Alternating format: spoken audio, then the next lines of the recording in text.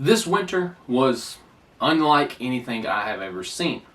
I've experienced a lot of things that I wasn't expecting necessarily. So today I want to sit down and take a look at the lessons that I learned from this last winter weather season. So let's kick it off with number 5. This one I personally experienced, and that is have a backup heat source. If you've watched this channel for any length of time, you know I talk about my backups to my backups to my backups. Well, my backups this year failed. I recently put out a video about how my winter preps failed me. Make sure you go and watch that video. Our primary heat source is propane. If you saw early last year, I had a 250 gallon tank. I bought a 100 gallon tank to go with it. The first issue we had was on the HVAC system itself, right? Some little part went bad and then we didn't have heat in the house. Alright, we got that part fixed. Finally, we went like a week without heat. Alright, whatever. So we got that part fixed. Strike 1. Strike 2, the regulator on the secondary tank went bad. Well, damn. Now we have fuel in it, but no regulator, so there's no gas leaving the tank. So basically, it's like we have 2 empty tanks. Strike 2. Strike 3 happened recently. Something in the lines just gave up. So we have gas in it, we have fuel in it. I come home one day and there is a propane smell just everywhere at my house. The tank, the secondary tank, was leaking propane. So again, for the 3rd time this year, we did not have a heat source. Luckily, we had backup heat, right? We never lost power, but we did lose our heat source. We bought a bunch of space heaters, we bought a kerosene heater, we had a kerosene heater. They worked, maybe not as efficiently as I would like, but they maintained the temperature. So lesson number 5 is have some sort of backup heat source. Numero 4, that is get supplies early. We had a major winter event across, we'll say 80% of America. Montana, North Dakota, New York, Chicago, Illinois, all the way down basically to Florida. All of these places got hit with the same winter event this past season. So the chances of me going, okay, well I live 5 minutes from Georgia, I can just cross state lines and go fill up my kerosene, go get my winter supplies, that's not happening when you have an event that big. If it is a localized event, sure, maybe you can travel 10, 20, 30 miles and get your supplies when you need them. But prepping is all about not waiting until the last minute to get things done. This winter, a lot of people experienced the exact same event on the exact same week. So again, your chances of traveling that 20, 30, 40 miles to go get supplies were 0. Because everyone and their brother was out getting supplies. Because it wasn't just, oh, your county's being hit. It's, oh, your state and the surrounding states besides that are all being hit with this big storm. So, get your supplies early. Number 3, know your local community. Again, my area got hit with 0-degree temperatures for about 1 to 2 days. That big major storm that rolled in, we got hit with a cold snap. A lot of local places were setting up for homeless shelters, for elderly people, for families that didn't have a plan. A lot of my local churches were pulling out the cots, pulling out, air mattresses, whatever the case was, to provide these people with a place to stay. Learn your local community. I know that where I live, there's a couple churches that do this every single time. Where my mom lives, there's only like 2 churches that do it. Well, those 2 churches cannot provide for everyone who lives up in that area. So if you are thinking, oh man, what if I lose power tonight? I need to go someplace safer. You go to the church, it's packed out. You go to the hotel, it's packed out, right? So learn your local community and learn of places where you can go in case things like this happen. But also be thinking, what happens if that place goes down? There was about 20, maybe 30, maybe 40 people who decided to seek refuge in one of my local churches throughout this cold snap. Great, right? That was their plan. The church kept power all night. They kept the gymnasium warm. Awesome. My question for those church members who set that up was, what happens when you guys lose power? right? It's great that all these people came here, but can you provide if you guys lose power? Now, one church I talked to, they had a major generator that could run the gymnasium by itself, could run the heat system of that gymnasium, keeping everyone warm. They had enough gas for like a week. Another church I talked to said, well, you know what? I never even actually thought about that. We have food, and we have drinks, and we have cots, and we have air mattresses, and we have blankets. But if we lose power, we've got nothing.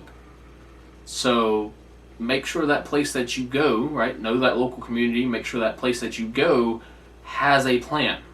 Because if the plan is to put everyone in one spot, and then the power goes out, or the heat goes out, that's not a good plan. So make sure that place you go has a backup plan. Number 2, expect the expected. Expect power outages. Expect the heat systems to go down. Expect rolling blackouts.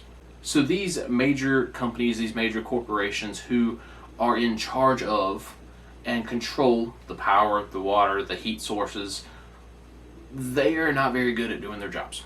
They care more about the shareholders than they do about you. If you don't already know that, well, welcome to it. Duke Energy is a major power company in the Southeast. Duke Energy never tested their backup generators. So what happened on the coldest day of the year when that cold snap came in, people lost power because Duke Energy failed to do their job. A few years ago down in Texas, the natural gas lines froze because nobody in that corporation said, you know what, we ought to winterize these. It gets cold, there's a cold snap coming, let's winterize what needs to be winterized. Nah, that'll cost money. We don't need to do that. What happened? The natural gas lines froze. So expect powers to go out. Expect the water to go out. Expect the natural gas to freeze. Expect the expected. Will it happen? Maybe, maybe not. Chances are, though, if you are part of some $1 million corporation, yes, it's going to happen. A lot of people say expect the unexpected. It's not unexpected when it keeps happening. Expect there to be power outages. Expect your water to freeze. Expect the corporations that run your life to fail because they care more about the shareholders than they do about you. Be your own rescue. And number 1 is going to be a 2-parter. Have your cars ready and expect travel restrictions and travel difficulties. Have your cars ready. A lot of people want to make fun of my get home bag. A lot of people want to say, oh my God, you're carrying way too much stuff, because I carry a full-blown sleeping bag in my freaking car. Why? In case I get stuck out when it's 0 degrees outside, I've got food, I've got water, and I've got a good shelter system that is going to keep me alive, more so than a crappy emergency blanket, in case I have to go out, right? In case I have to go to work, in case I got to go rescue a buddy, in case I have to take my car and I don't make it to my destination, I'm prepared. I can't tell you how many 1,000 people were stuck on the side of the road because of a big winter storm that came through this year. And these people, knowing you live in a snow-filled area, had nothing in their car besides a jacket, had nothing in their car besides a snow shovel. Well, I'm just going 10 miles up to grandma's house, it won't be that big of a deal. And then it was, because they're stuck for hours and hours and hours in a snow ditch with nothing more on than a hoodie.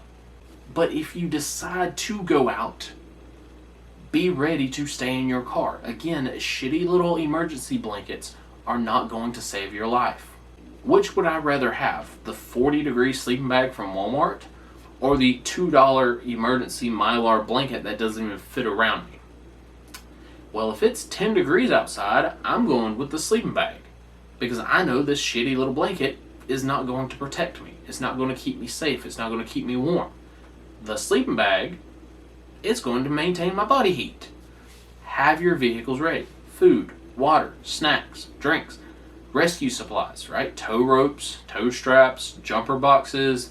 Have a good sleep system in that bag as well, and in that car. expect travel delays. I read stories on people who were traveling an hour away. It's supposed to be an hour drive, they were on the road for 17 hours, 20 hours, 30 hours, because some 18-wheeler, because some truck, because some car ran off the road and shut down the interstate. So now they're sitting in their vehicle, they're out of gas, they're out of fuel, and they've been there for 10 hours, 12 hours, 15 hours. Have your vehicles ready, and if your trip is an hour, expect it to be 4 or 5 hours. Leave earlier in the day. Have your vehicle set up ready to stay in them if you have to. Tell people where you're going. It's a lot like when you go hiking. If you go out with absolutely the bare minimum, right, nothing more than a water bottle and maybe a granola bar, and you get lost in the woods and you're stuck in the woods for 3 days or 5 days or 3 weeks, and they eventually run up on your body a month later, well, gee willikers, I wonder why he died. He was not prepared for the situation. He went off trail, he did something he wasn't supposed to do, he got stupid, didn't tell people where he was, didn't let anyone know how long he was going to be gone, didn't let them know what trail he was on, and he ends up dying in the woods. That happens every single year. So, if you're going to be dumb, at least be smart about it. All these pretend preppers and survivalists on this app will tell you, oh, well, just go build a snow shelter and just run out in the woods and pitch a fire. It doesn't work that way. You're going to stay in your vehicle where it's not negative 40 degrees outside, and you are left to your own accord. So, good luck. Don't be stupid. Alright, so those are all the lessons I learned from this wintertime. If you've got any more, throw them down in the comment section. I love hearing from people, especially people that were more affected than I was. You watching, take good advice. Take the advice from myself and all the people in the comment section, and be ready for the winter. Because, yep, guess what? It's coming around sooner than you think. Alright guys, stay safe. Enjoy the springtime. Enjoy the summertime. Be ready for the wintertime. Be ready for the summertime storms. That's all I got. Y'all stay safe.